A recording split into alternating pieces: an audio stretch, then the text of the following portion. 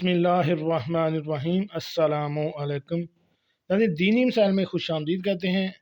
आज की हमारी इस वीडियो का मौजू है कि पानी की टैंकी में परिंदा गिरकर फूल जाए तो कितने दिन की नमाज लौटानी पड़ेगी। चलिए नाज़रीन, चलते हैं इस सवाल के जवाब की जानब। नाज़रीन, ये हमारी किताब का हवाला है ख़वातीन के मसाइल और उनका हल। इसके मुरतब तहकीक हैं मौलाना मुफ्ती सनाउल्लाह महमूद साहब। इसका सफ़ा नंबर है 244। सवाल ये है कि पानी की टैंकी में अगर परिंदा गिर कर मर जाए और फूल जाए या फट जाए तो इसके गिरने का वक्त भी मालूम ना हो तो कितने रोज़ की नमाजें लुटाई जाएंगी। नाज़रीन, इसका जवाब कुछ इस तरह है कि इसमें दो कौल हैं।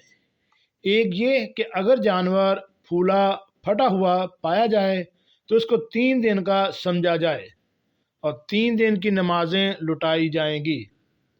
दूसरा कौल यह है कि जिस वक्त इल्म हो इसी वक्त से नजासत का हुक्म किया जाएगा।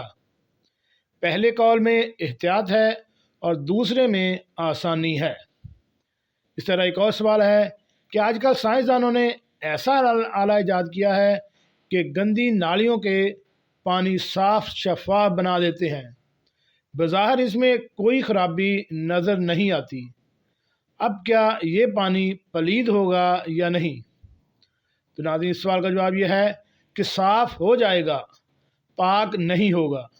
साफ़ और पाक पानी में बड़ा फ़र्क है।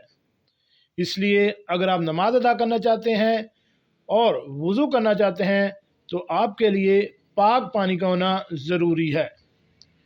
जी नाज़रीन, कैसे लगी आज की हमारी ये मालूमाती वीडियो? हमारे इस चैनल को